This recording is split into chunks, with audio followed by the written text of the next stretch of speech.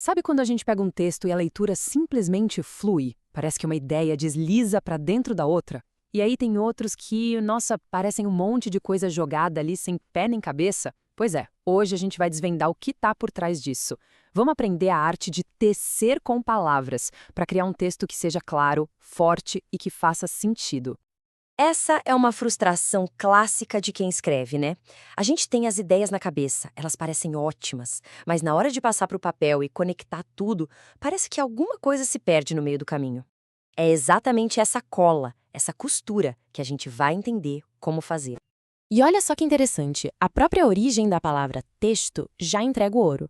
Texto vem de textum, que em latim significa tecido, um entrelaçamento de fios. Pensa nisso. Um texto de verdade não é um monte de fios soltos, mas uma trama bem amarrada, com uma estrutura. Essa é a grande sacada. Então, vamos lá. Como é que funciona esse tal de tecer com palavras na prática? O que exatamente faz com que um monte de frases vire um texto de verdade, com força e com lógica? Bom, essa qualidade toda tem um nome: textualidade. É ela que dá a liga, que transforma os fios soltos num tecido coeso. E para entender a textualidade, a gente vai focar em dois pilares. Primeiro, a coerência, que a gente pode pensar como se fosse o projeto, o desenho geral do tecido. E depois, a coesão, que são as costuras mesmo, os fios que a gente usa para unir tudo. Vamos começar pelo projeto, pela ideia geral. A coerência é a planta baixa do nosso texto. É a lógica por trás de tudo que garante que, no final, o resultado faça sentido, que tenha uma forma reconhecível e não seja só um bolo de fios embaraçados. Em bom português, coerência é o que faz o texto ter sentido. É o que garante que as ideias não estão só jogadas ali, mas que elas conversam entre si, construindo uma mensagem única, sem que uma parte contradiga a outra. É a alma do texto.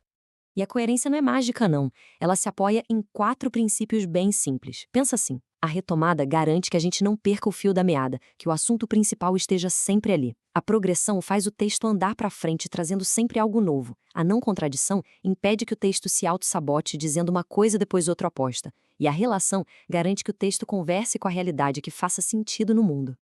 Ok, o projeto está na mão. Já temos a coerência. Agora é hora de botar mão na massa, de costurar.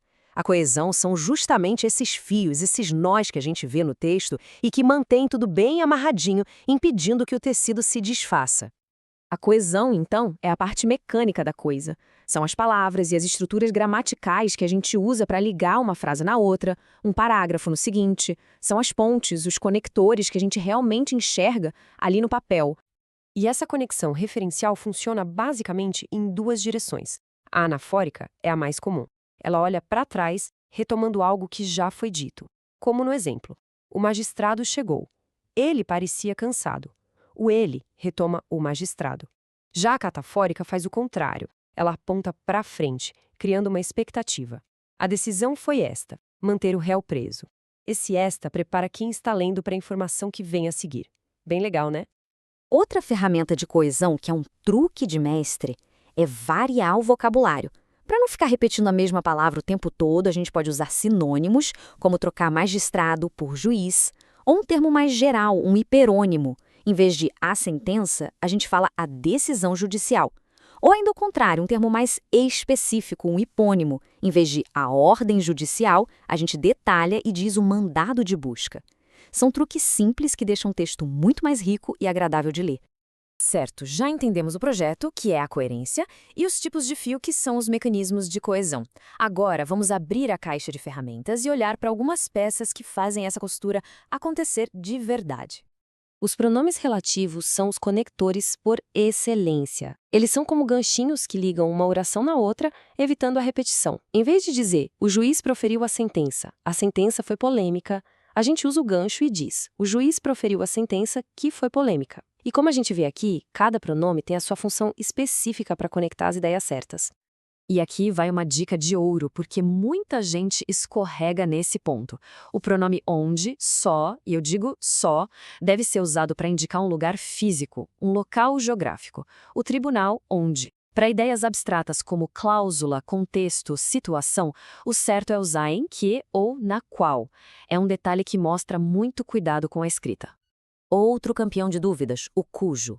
A regra aqui é super simples, gente. Nunca, mas nunca mesmo, se usa artigo depois de cujo. Não existe cujo ou cuja a. A conexão é direta, limpa. O possuidor, depois o cujo e depois a coisa possuída. O juiz cujo voto, simples assim. Agora uma sutileza que muda tudo. Mas e embora parecem parecidos, mas não são. O mas indica um bloqueio, uma oposição total. Uma coisa anula a outra. Ele estuda, mas não entende. Já o embora indica uma concessão. É tipo, apesar do obstáculo, a ação acontece. Ele estuda, embora não entenda. A escolha do conector certo muda completamente a força do argumento. E agora, o pulo do gato. De que adianta ter a costura perfeita, todas as palavras bem conectadinhas, se o desenho geral, a coerência, for um completo absurdo? Um texto pode ser gramaticalmente impecável, mas totalmente sem sentido. É como dizer, as nuvens são feitas de queijo porque meu relógio é azul. Todas as palavras estão ali, conectadas, mas a lógica foi passear, né?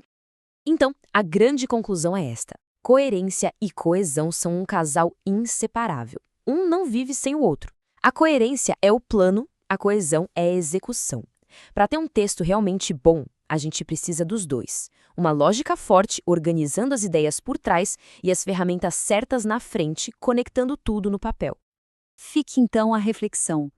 Da próxima vez que for escrever, vale a pena parar e pensar como quem tece um tecido. Existe um projeto claro por trás das palavras? As costuras que as unem estão bem feitas? Dominar isso é o que separa um texto forte, claro e convincente de um simples amontoado de fios soltos.